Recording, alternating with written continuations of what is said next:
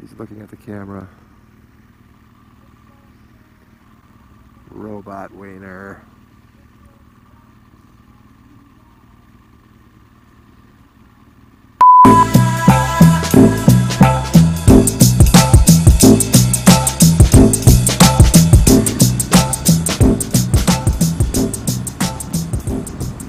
Well, hello, friends, Romans, countrymen. What does that even mean anyway? I think that's Shakespeare. Is that Romeo and Juliet? I don't know. I'm sure people watch motovlogs to learn more about Shakespeare. I really was a big Shakespeare guy. Couldn't get into it. Look how bright those are. Bam! Like cop lights. I'll tell you what, you turn those on the freeway, people move out of the way. So what am I doing right now? I'm on my way to swing by the BMW dealer to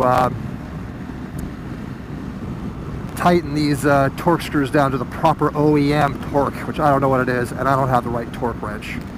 I put handlebar risers on, which is noticeable. It's higher. But true to myself, now that I'm riding it for the first time with them on, the bars are totally crooked. I didn't put it on straight. So true to myself, I can't even do a job that's as simple as putting handlebar risers on. That is how mechanically incompetent I am.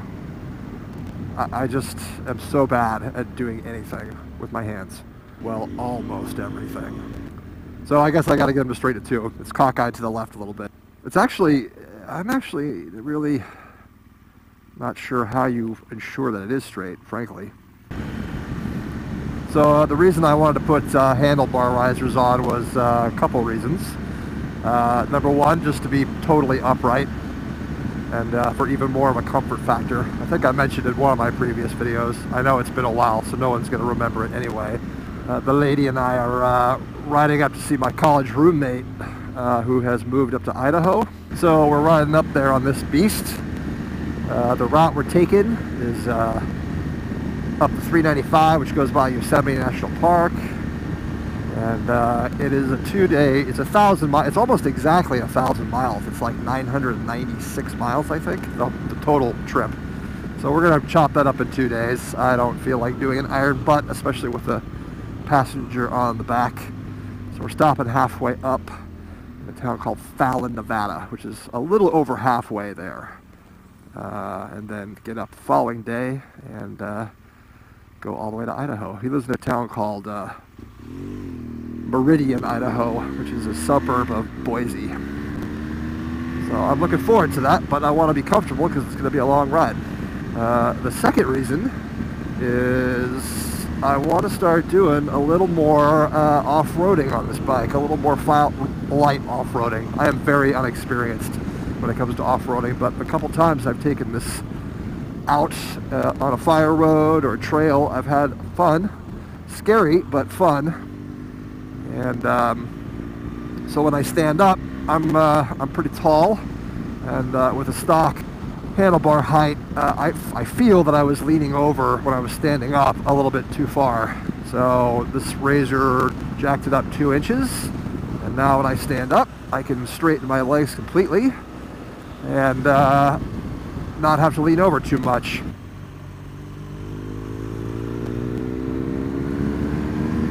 Look at that, you can completely see they're crooked. So stupid. I'm such an idiot, dude.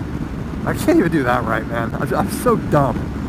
I'm so dumb. It's funny how people are, some people, the way they're wired are good things and good some things and not others. You know what I mean? You feel like if you take two people that have the exact IQ score, right? You'd think they would be about as good at the same stuff and everything. They would be kind of equal at everything. But I guess that's what makes people individuals, right?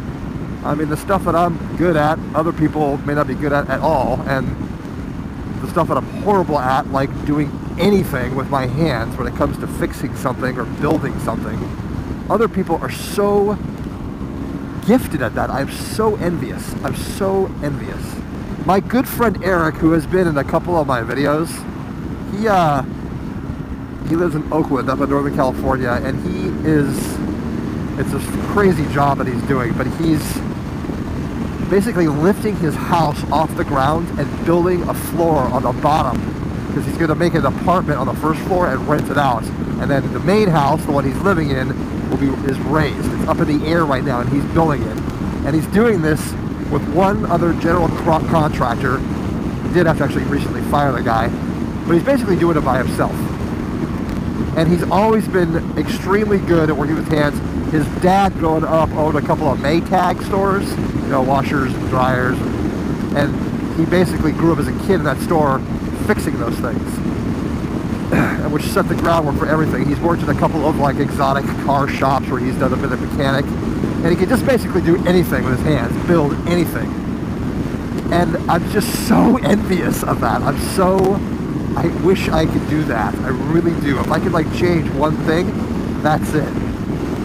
That job of lifting the house, that would be like asking me to build a rocket ship to go into outer space. It's just not going to happen. It's especially ironic because I enjoy cars and motorcycles so much. When I was 17, I had a 67 Ford Mustang.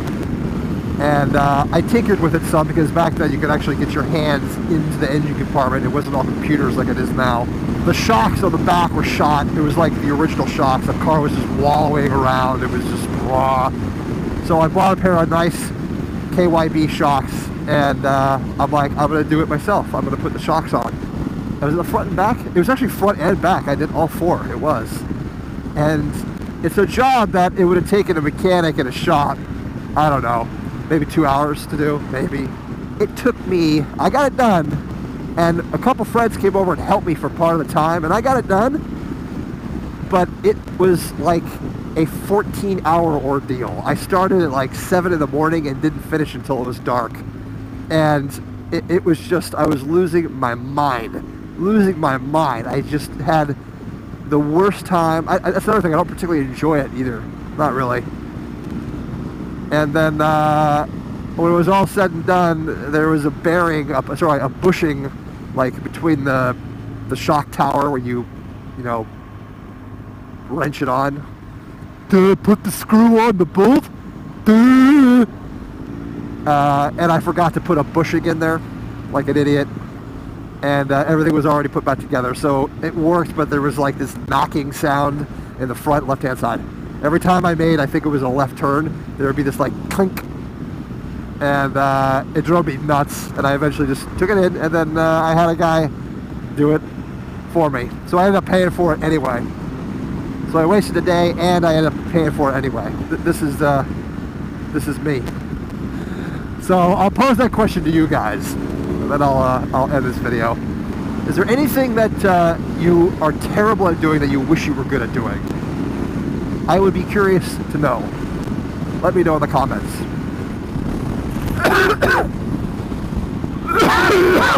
Well, I don't feel so bad. They actually straightened it out, and I got on, took a test ride around this cul-de-sac, and it was still a little crooked, the mechanics. So I don't feel quite as stupid.